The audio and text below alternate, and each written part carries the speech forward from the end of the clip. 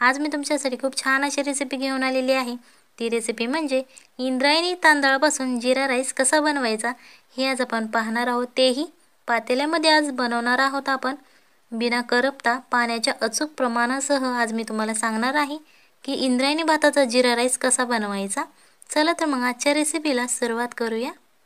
इथे एक मी पातेलं घेतलेलं आहे आणि यामध्ये आपण 2 चमचे आता तेल टाकून घ्यायचं आहे। ही खूप सोपी रेसिपी आहे, झटपट होणारी आहे आणि पातेल्यामध्ये न करपता आज आपण इंद्रायणी तांदळापासून हॉटेलमध्ये मिळतो त्याच प्रमाणात जीरा राईस बनवणार आहोत। थोडासा खडा मसाला घ्यायचा आहे, जो तुमच्याकडे अवेलेबल असेल तो तुम्ही घेऊ शकता।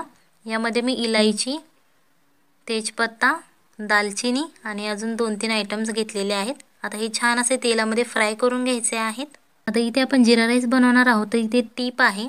जीरा राईस बनवण्यासाठी आपण जास्त जिरे घ्यायचे नाहीये। तिथे फक्त मी अर्धा चमचे जिरे घेतलेले आहेत, कारण जर तुम्ही जास्त जिरे टाकले तर फक्त भातामध्ये जिऱ्याची चव लागते। सो फक्त इथे आपण अर्धा चमचा किंवा त्यापेक्षा कमी घेतले तरीही चालतील, फक्त एक स्मेल येण्यासाठी आपल्याला घ्यायचे असतात। आता हे छान असे फ्राय करून घ्यायचे आहेत। आता इथे तुम्हाला दिसत असेल 1 वाटी मी इंद्रायणी तांदूळ घेतलेले आहेत आणि ते छान असे धुवून घ्यायचे आहेत। आता हे तांदूळ आपण या पातेल्यामध्ये घालून घ्यायचे आहेत। व्हिडिओ आवडत असेल तर व्हिडिओ लाईक करा आणि जर तुम्ही चॅनलवर नवीन असाल तर चॅनलला सबस्क्राइब करा, जेणेकरून येणाऱ्या नवनवीन व्हिडिओचे अपडेट तुम्हाला लगेच मिळतील। आता हे छान असे आपण पहिल्यांदा तेलामध्ये फ्राय करून घेणार आहोत, जेणेकरून हे तांदूळ आपले मोकळे तयार होतील। आणि यामध्ये चवीप्रमाणे मीठ घ्यायचं आहे। आता हे पहिल्यांदा छान असं आपण 1 मिनिट तेलामध्ये हे तांदूळ फ्राय करून घेणार आहोत। आता या वाटीने मी 1 वाटी तांदूळ घेतले होते, तर आता आपण यामध्ये या वाटीने 2.5 वाटी पाणी घ्यायचं आहे। हे इंद्रायणी भाताचं परफेक्ट प्रमाण आहे।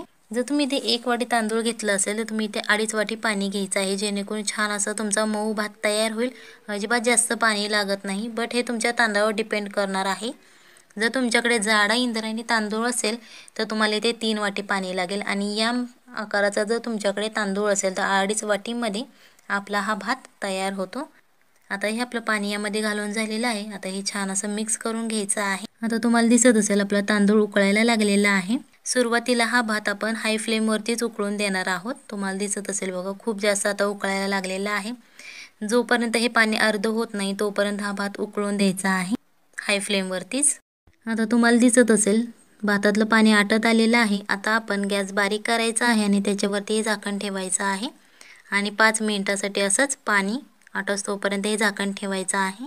आता आपली 5 मिनिटे झालेली आहेत। आता आपण झाकण काढून बघणार आहोत। पाणी आपलं आटत आलेलं आहे आणि भातही छान असा शिजलेला आहे। सो आता याच्यावरती परत आपण झाकण ठेवणार आहोत। आता यामध्ये कोणतंच पाणी घालायची गरज नाहीये। सो याच्यावरती आता हे परत झाकण ठेवायचं आहे आणि पाणी पूर्णपणे आटून द्यायचं आहे।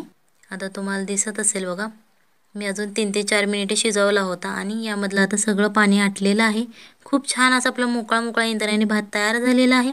आता हा परत झाकून ठेवायचा आहे, जेणेकरून जो आपण खडा मसाला टाकलेला होता त्याचा स्मेल छान असा भाताला लागला जाईल। त्याच्यानंतरच हा 10 मिनिटांनी उघडायचा आहे आणि सर्व करायचा आहे। अशा प्रकारे आपला हॉटेल स्टाईल इंद्रायणी भाताचा जीरा राईस तयार झालेला आहे। ही रेसिपी नक्की घरी ट्राय करा, आपल्या फॅमिलीला खाऊ घाला आणि मग मला कमेंटमध्ये सांगा कशी झाली होती। चला तर मग भेटूयात पुढच्या रेसिपीमध्ये, तोपर्यंत बाय बाय, टाटा।